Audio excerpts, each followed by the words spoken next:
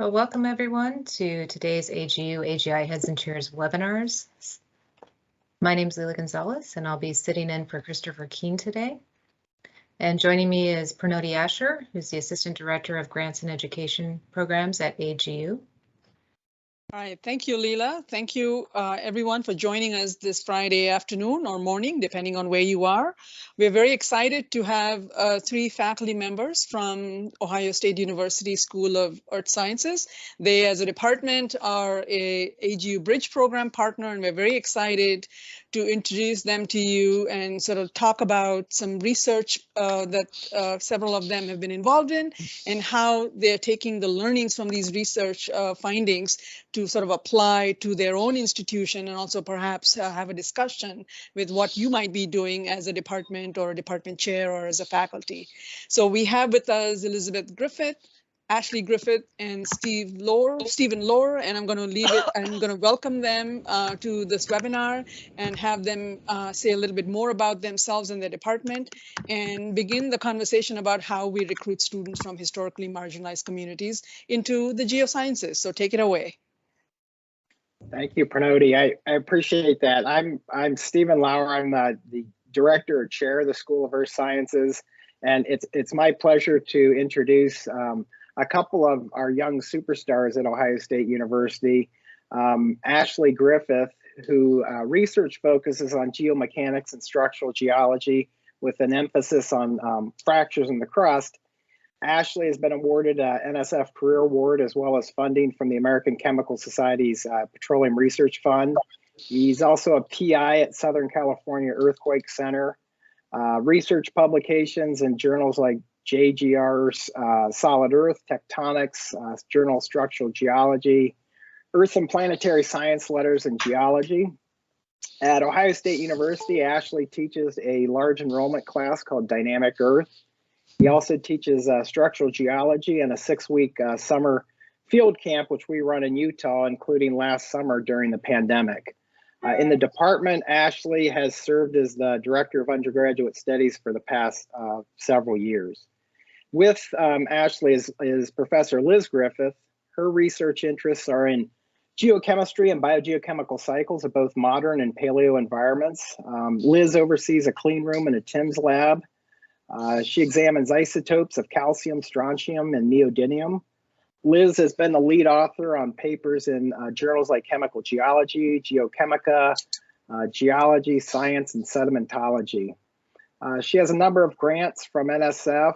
In terms of teaching at Ohio State, she has taught geochemistry for us, a service learning course in oceanography. She has a field trip course to the Bahamas and a recent course titled Science and Society, where she examines DEI issues in earth sciences. So thanks again for the opportunity to speak today. I'll be presenting sort of on and off with Liz Griffith, who is actually the Ohio State PI on the NSF GeoPaths award that supported this research. And again, I should probably introduce, even though he introduced us, Stephen Lohr, who's the director of the School of Earth Sciences at Ohio State. So this talk is based largely on a paper that was published this past fall in Communications, Earth and Environment. This is an open access paper, so I encourage you to follow the link at the bottom of the slide to check it out.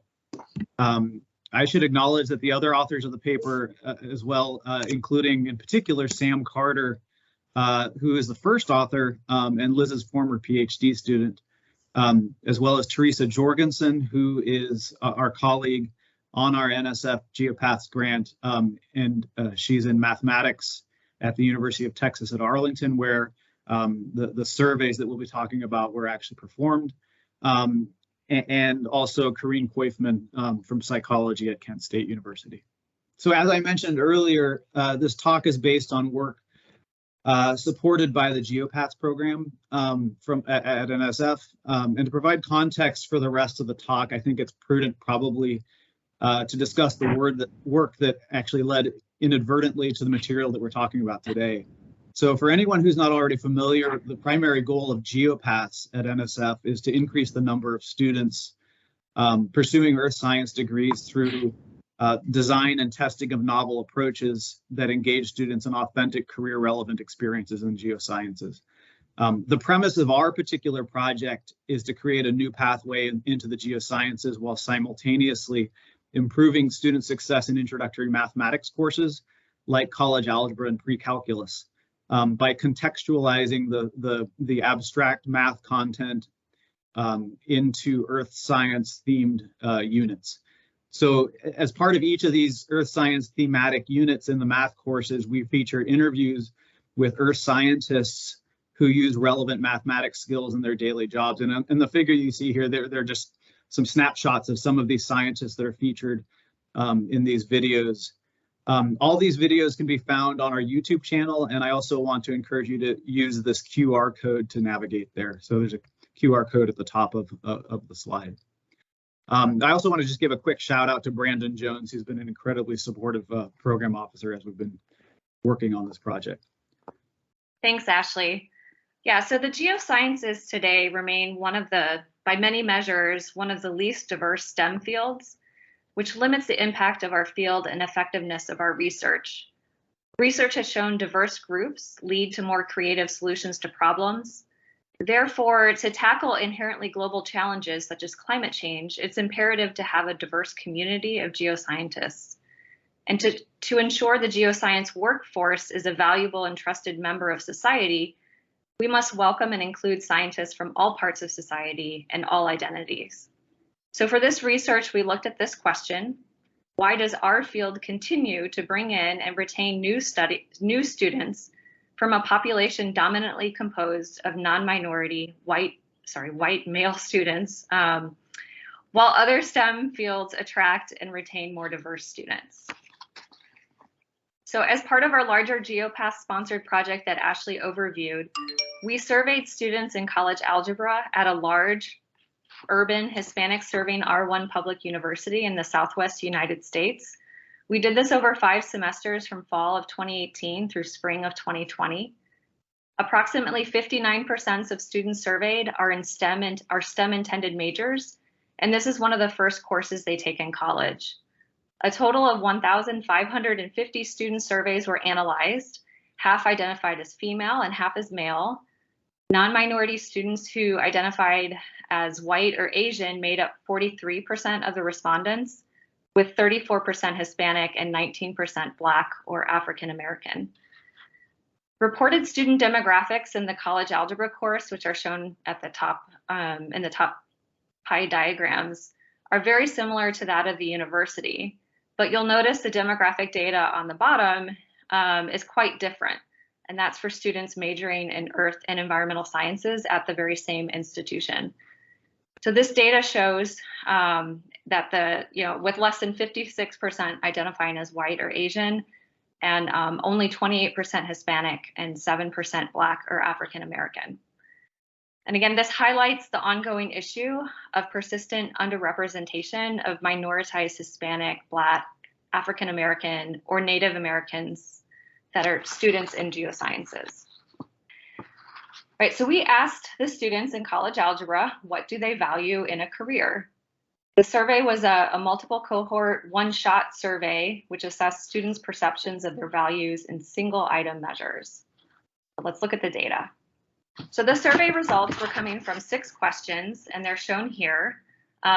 These regard descriptions of, again, the student's ideal career. It used a 5-point Likert scale in which students rated how much they agreed or disagreed with a particular statement. Underrepresented minorities, or URM, are students that have minoritized identities in the geosciences, and that includes Hispanic, Black, or African American, or Native American. And again, the non-URM students identify as white or Asian. In blue are the percentages of students who agree or strongly agree. In gray, a response would have been neutral. And in red, the students disagree or strongly disagree. You can see with all the N's that are shown up at the top, right, we have a really large sample size for each group of students, both for non-URM and URM students of both genders. And if you take a step back and look at it, I think you'll say the results are quite striking. most all students rated highly that their ideal career, they wanted to help people and society and help the environment. And on the next slide, I'll summarize some of our other observations. So again, just to highlight, we found that students rated the most important helping people and society and helping the environment. These are altruistic factors that fulfill communal goals.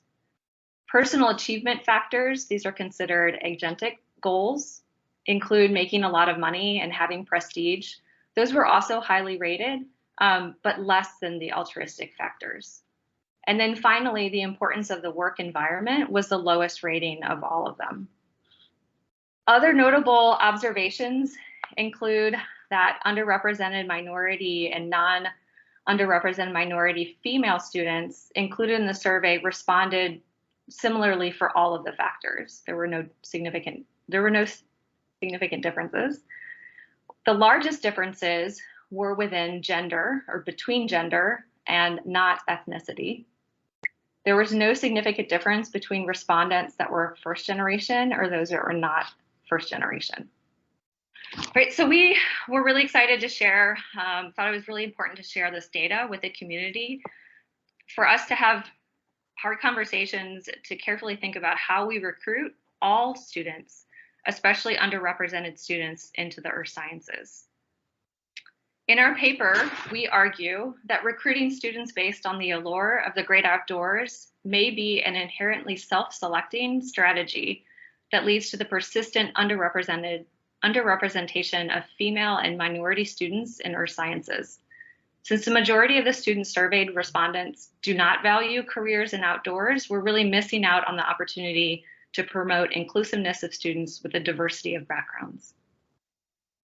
Furthermore, we also surveyed these students about their perceptions of careers in different fields and found that very few students know what careers exist in the geosciences.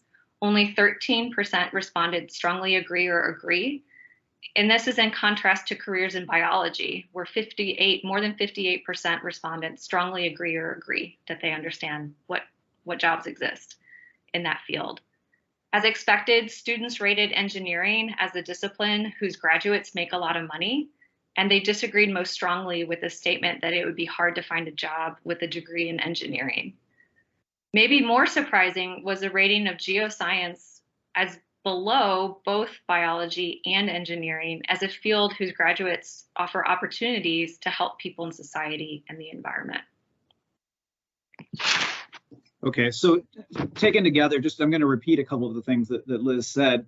We've concluded that one of the issues that may have been holding us back from recruiting a diverse student body in the earth sciences is that by targeting the great outdoors, in other words, showcasing images of students in exotic and sometimes extreme environments, images of camping, doing field work, we may have been simply recruiting ourselves despite our best intentions.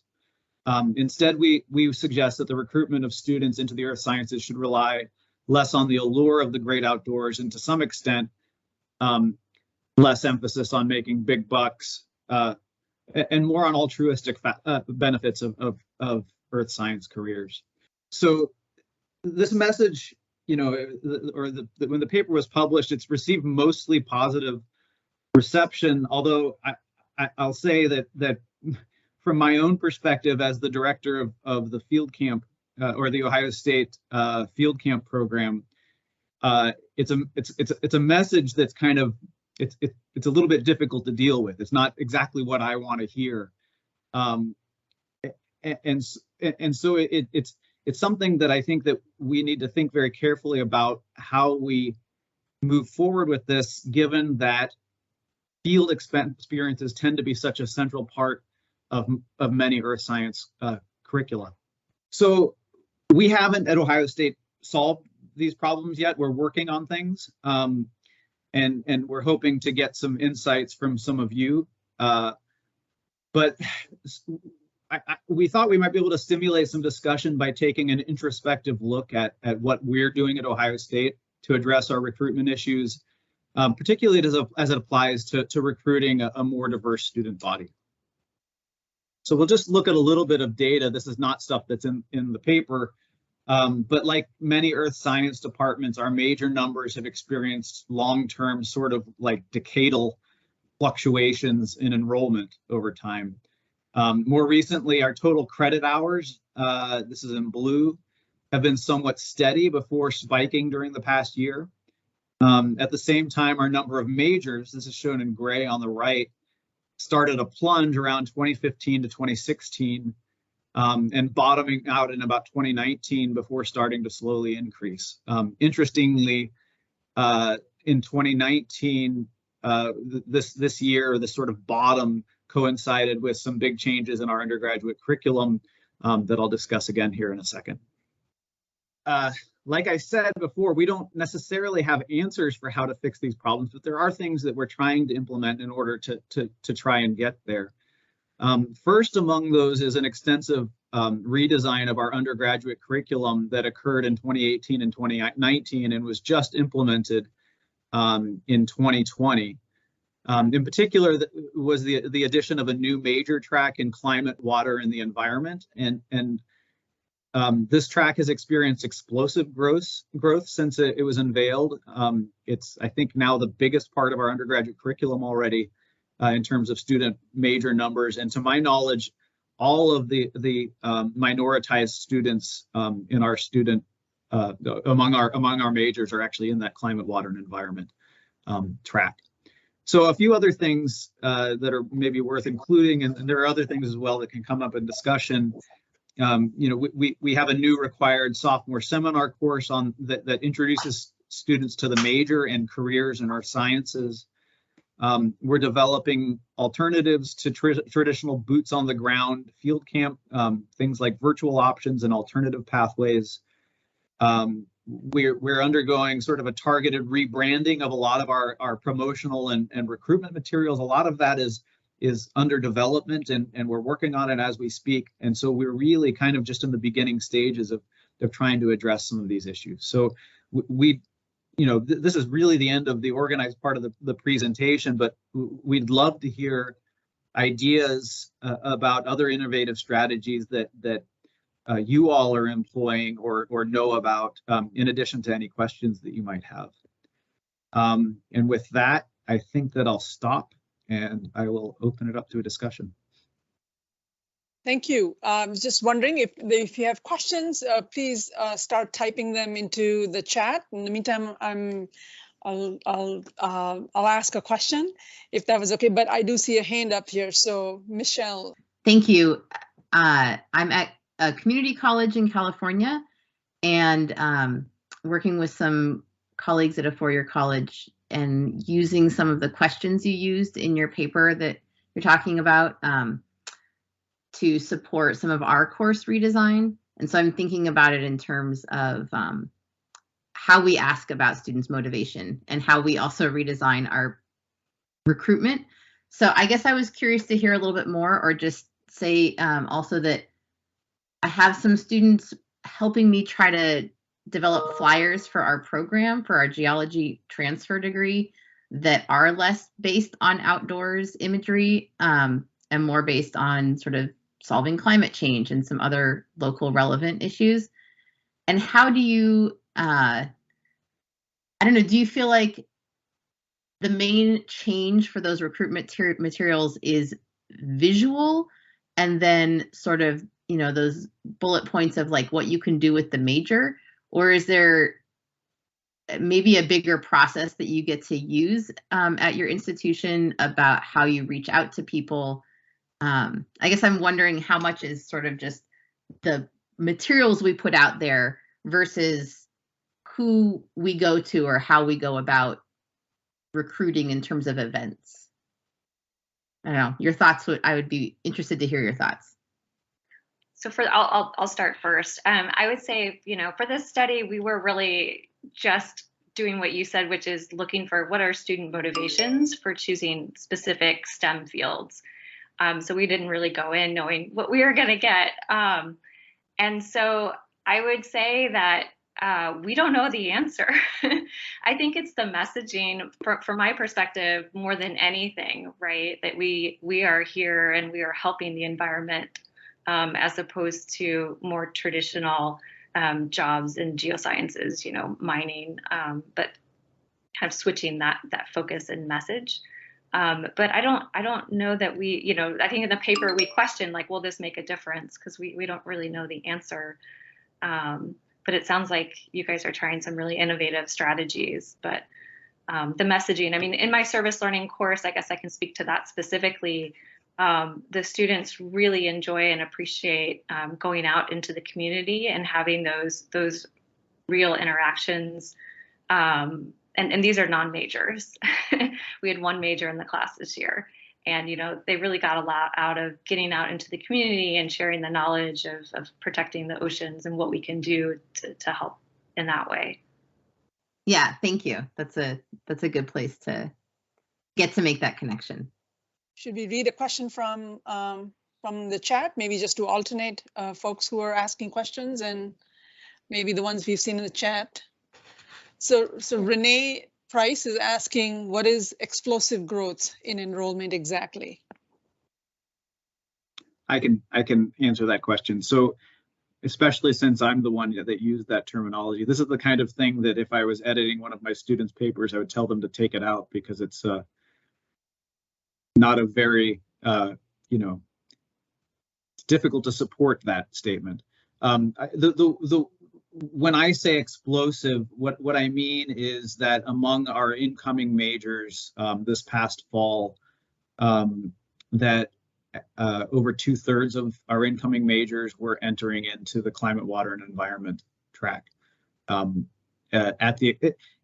We've experienced overall growth in the department, not huge. You know, our overall growth in majors has only been something like 15% or something over the last year. But almost all of those incoming students are coming into the climate, water, and environment track. Thank you. So we have others who have raised their hands. Leela, if you want to moderate that, I can't see all the hands. No problem. This is Renee Price, and I'm from Florida International University, which is a minority serving institution. So over 75% of our students are minorities. And we also have an Earth and Environment department, and in that is a sustainability track, which I would say mimics your water track, and that 2/3 of our students are in that track. And we have a strictly geoscience track that also, and atmospheric, where the numbers are plummeting. And in the geoscience track, we have polled our students about field camp, and I'll tell you that our students are not what you consider to be traditional students, in that they live at home, they don't live on campus, they have families, they have children of their own, they have grandparents they're taking care of, and they have jobs outside the university. So when you tell them they have to take 6 weeks off from taking care of their families, their babies, their grandparents, and leaving their jobs, they're like, no, that's not going to happen. So what we have decided to do was that we have a 1-week field camp during spring break, 1 week during the summer, and then in a semester, we have a field camp course that involves some Saturday field trips locally. And the students seem to be able to have been receptive to that approach. Can I just say something in response to that? Thank you very much, Renee, for those comments, because you know the study was actually conducted at the University of Texas at Arlington, which from a profile standpoint has a lot in common with Florida International University. Liz and I were both faculty there before we moved to Ohio State about 5 years ago, and some of the themes that you're talking about are pretty universal for field camp and the challenges associated with field camp. And I think that your solution is a great solution. I don't know there are other places who run their field camps during the year like a normal class, if they're in a place where those kinds of things are available, you know, access to field sites. But I think that, you know, in parallel with what we are talking about, I think that the field camp community as a whole, I would say this is true internationally even, is kind of going through an introspective moment where they're trying to figure out and this was accelerated by the pandemic, trying to figure out, what are the key learning objectives that we're teaching in field camp, and people are starting to get very creative about how they can deliver those sort of learning on those learning objectives in sort of alternative pathways to field camp for some students. And this is one of the things that we're working on in the background.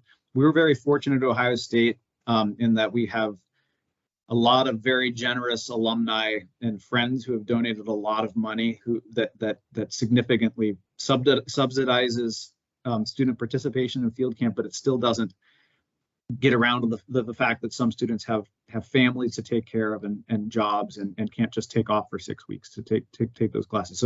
So I think that's a very, very important part of this problem. So thanks. So we'll go ahead and move on to the next question. This is from Kevin. Do you recruit outside of students entering OSU as freshmen? That bears on recruiting underrepresented minorities. So I guess, can you comment on your recruitment strategies for inside OSU and outside OSU? I could speak a little bit about that. Stephen may have some additional things to say. I mean, we do at Ohio State have some sort of local outreach and education activities at local high schools, where it particularly is run primarily by graduate students that go teach in and talk to students in high schools in Columbus. But this is kind of, you're getting right at the crux of the challenge. We're trying to figure out the best ways to recruit students. I mean, I think every institution has their own unique parameters that affect how students get into their major. At Ohio State in particular, we have a number of regional campuses, and those are actually the biggest feeders into our earth science program on the Columbus campus. And we do have, I showed all of that data for our general education classes. As it turns out, those are not really particularly big feeders into our major, which is, at least given our current general education curriculum, when you look at those large courses, a large majority of the students taking those classes are already upperclassmen. And so we do some recruitment outside of Ohio State, but I think we probably still don't do enough. Great, Stephen, thank you. You want to add anything to that? Yeah, thanks, Ashley. So this is Stephen. I will add something. Two things I was thinking of when Ashley was speaking. We have a very active graduate student body, and they started pre-pandemic a outreach program called Metro Rocks with a middle school that serves students that are historically underrepresented in the sciences. And we had probably a dozen of our students would go in, and it was a science club. They meet with kids after school just to do science activities, get them excited about science, and at a much younger age than waiting until they get to college and they stumble upon geosciences or earth sciences, for example. The other thing I was thinking about was our alumni recently have stepped up and said that they would really like to help with recruitment, staffing booths, for example, at national meetings, and we haven't really tapped into that yet, but that's I think would be very helpful for us, particularly if we can kind of tap into our more recent younger alumni who are very much more in tune with some of the things that Liz and Ashley were talking about. Their study here, the not so great outdoors, altruistic factors, and things like that. Great, thanks. All right, I guess we'll go to Jim. Go ahead and unmute yourself, Jim. Your hand's up. Okay. So, I think all this is important and necessary, but the more I've worked on this, the more I've realized that, our efforts are really focused on too late in the student's career. And the 800-pound gorilla to me is that students who are interested in STEM are exposed to math, physics, biology, chemistry in school, and generally not earth and environmental sciences. And so I think we need a concerted effort to upscale what we're doing, because a lot of the times we're doing outreach activities to different classes and that middle schools and high schools. But it's small potatoes compared to the exposure that they're getting on a daily basis when they take a physics class or a biology class. And so I think we need to find a way to incorporate more earth and environmental sciences into the K-12 curriculum. Yeah, thanks, Jim, for that comment. I agree completely. Yeah. Great. Well, we got some more comments coming in over the chat. So one question from Katherine, her comment was, it looks like working location's not particularly important to students, and they're even more likely not to want to work in the office as outdoors work, but maybe some rethinking of field experiences is less central to why people major. I guess that was just a comment supporting what you've already covered. And then we did have a question from Gifford about how URM and non-URM were classified. So can you comment on why Asians were grouped in with whites for non-URMs in your charts? Yeah, sure. So we decided to follow NSF's classification. So Asians, as well as folks identifying as white, are overrepresented in STEM fields, in particular the geosciences. So the proportion that are in the sciences is more than their proportion within the U.S. population. Great, thanks for that. And Alex, you've got your hand up, so go ahead and unmute yourself. Hi, everybody. This is Alex Lopez. I am a geologist with the Oregon Department of Geology and Mineral Industries. And I've got a question just about the study and whether it took into consideration some of the geographic differences in geoscience programs in higher education. I bring this up specifically because looking at the data about how many students said it was important to make a lot of money, having gone to the University of Texas and at Austin School of Geosciences back in the mid-90s, those numbers just seem off to me. The geoscience program at the University of Texas had a lot of folks who were very interested in extractive careers, and I'm just wondering if the study took into consideration any of those geographic differences. And I have a follow-up question after that if I have some additional time. So I mean, I'll try to answer. So these were not majors. These were STEM intended primarily students in college algebra at the university, and so we were trying to get as best a handle on folks that might be interested in STEM, but maybe hadn't quite, clearly hadn't decided to go in earth and environmental sciences. So from that perspective, I guess, were you implying that you suggest that you would think that there would be a stronger, I mean, we can't go back to the data, but, I mean, it was rated highly, just not as highly as the altruistic factors. Yeah, I think that just to add to that, I would actually, going back, be interested in a parallel survey of students at the same university who actually are majors in earth and environmental sciences. But I also I think you make a really good point in terms of accounting for regional factors. I suspect that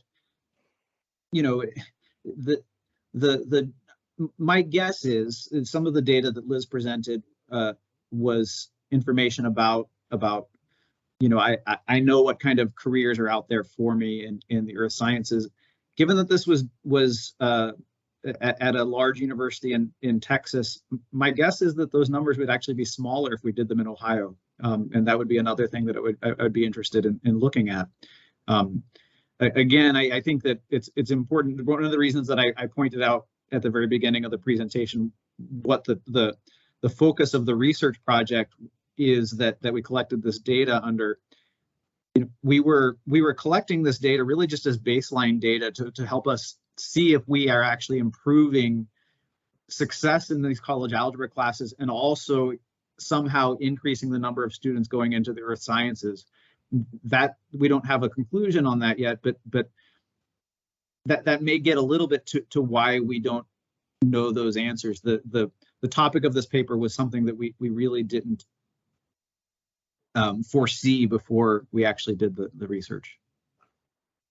Great, thanks for the clarification, and no, I appreciate that answer. And the second thing I had was really just a comment. I've like I said, I went to college back in the mid to late 90s, and so I've had a number of different geoscience kind of careers between now and then. And one of the things that strikes me is this focus on the altruistic qualities of some geoscience careers being more appealing to URM students.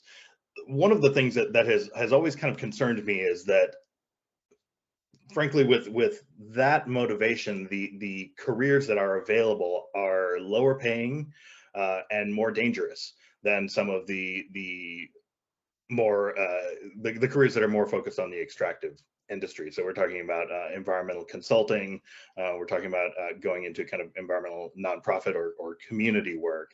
And one of the pitfalls I see with the strategy of accentuating those altruistic qualities of geoscience careers could be to essentially funnel URM students into the lower paying positions within the career field. So I just wanted to kind of throw that out there as well, and I will stop there. Great, thanks. I think we saw a question. Oops, sorry. Yeah, no. It was a question from Julie Cole. I think she unmuted herself, but apparently not in time. So maybe she can try again to ask her question. Yeah, I was just curious, once you succeed in recruiting students to your program, have you at Ohio State, and I'm just up the road from you at University of Michigan, by the way, for context. Have you or anyone else on the call had any success in digging deeper into individual classes to try to make them a little bit more socially engaged or altruistic focused? And I'm thinking of things like doing climate environmental justice related labs. For example, if I teach a climate change class, I could do labs on that, or looking at the disparate impacts of geophysical disasters or pollution, et cetera. So in other words, trying to change the curriculum and the student experience once you do succeed in recruiting those students with broader interests. I mean, I think that's a great point, and I would love to see, the data that shows that. There are some papers out there that make some suggestions that, in fact, those are better at recruiting individuals in classes that do those sorts of things. I'd have to look back at our paper to highlight them, maybe somewhere in the room. But I don't know if others have. We certainly don't have the data to share to show that, but it's definitely something we're thinking about. In the Science and Society class that we organized, that was one of the assignments was to actually work on an environmental justice issue that they might incorporate into a dynamic Earth course or some other geology related course. And the graduate students were really excited about developing those types of activities for sure. We've got one question from Wendy here in the chat asking about what types of strategies have you used to create partnerships with high schools in the dual credit or concurrent enrollment pathways. So have you worked with high schools for onboarding or recruiting students into the major? So this is Stephen. Maybe I can speak to that as the chair. What I would say is individual faculty has certainly done this, and I think it's a great point you make. But we, at least at Ohio State, haven't had like a comprehensive concerted effort to do this as a school. But I see your point, and I think that's a great one to make. Great, thank you. I had a question, if I could just throw that out to everyone. You talk about the college algebra course that you did your survey with. Do you recruit from college algebra into the major or other math courses? And if not, why? If so, how has that been, successful for you? Do you want me to talk about that, Liz? Yeah, you can start.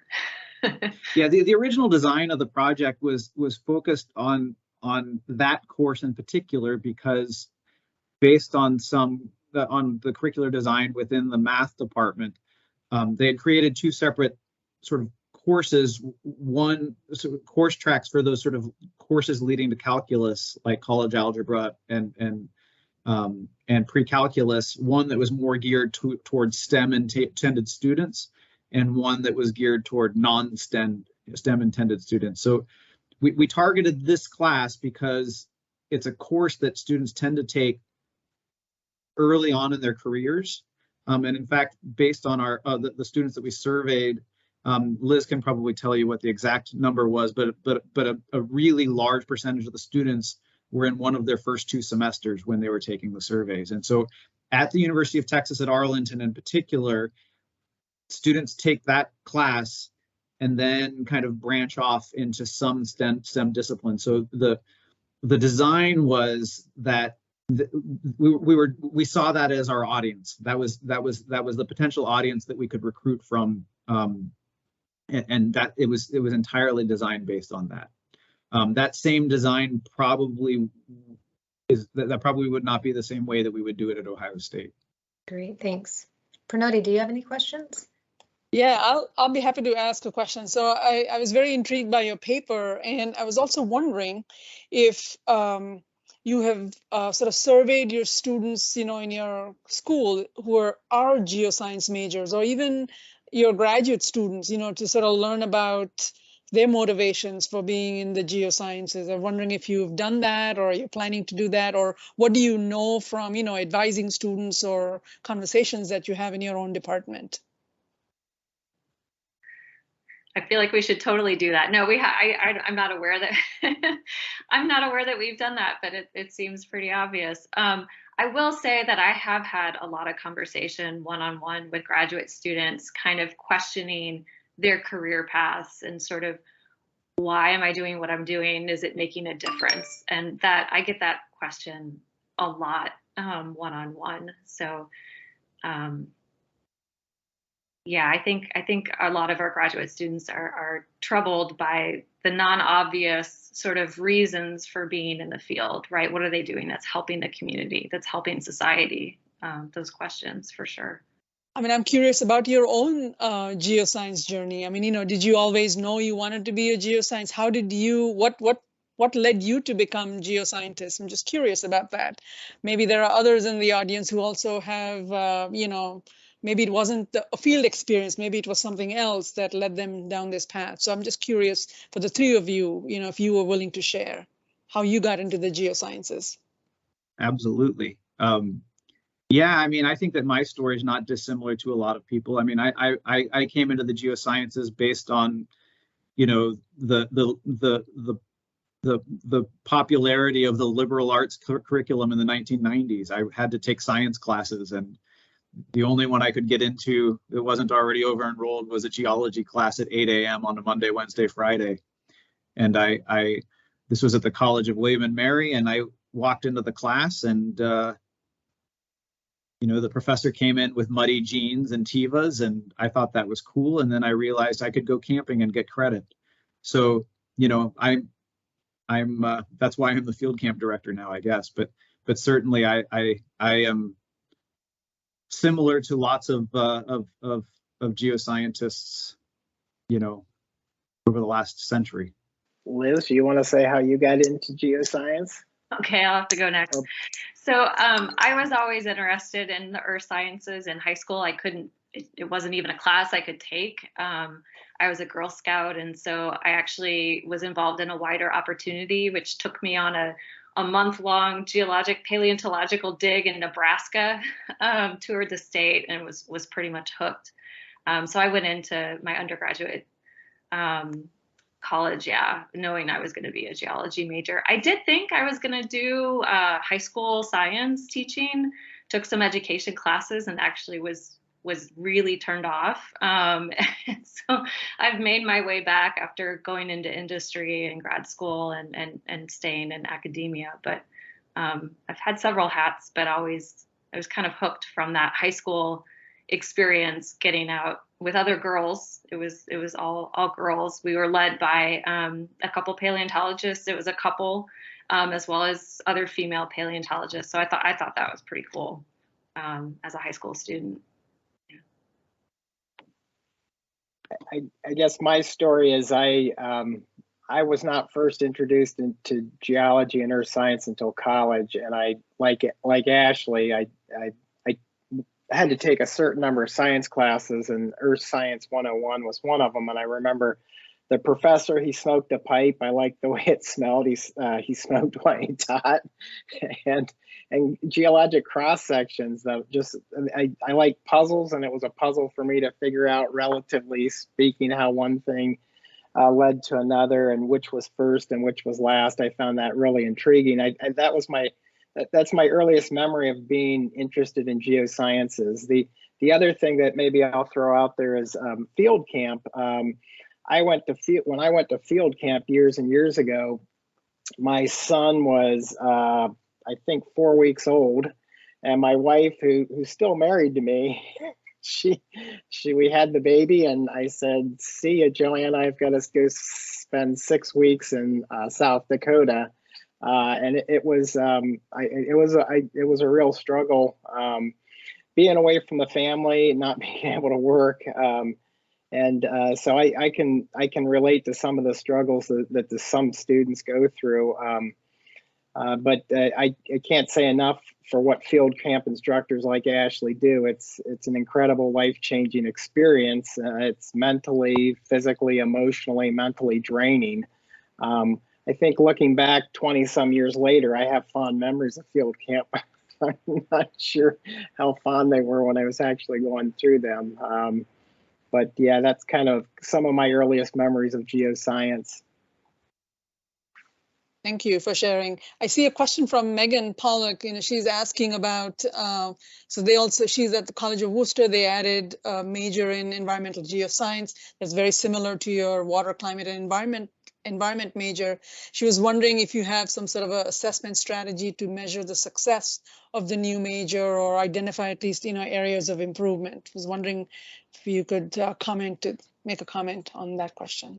Well, in terms of our assessment strategies, most of our assessment strategies are kind of global for the major as a whole. So we have 3 individual tracks, and we're simply tracking the number of students who are graduating from each program.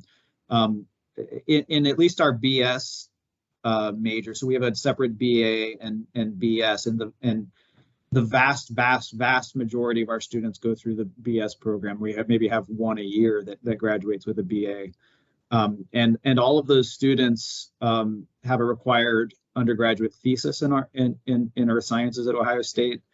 And because that's the one thing that is common among all of our majors, a lot of our assessment is tied to their performance in the thesis.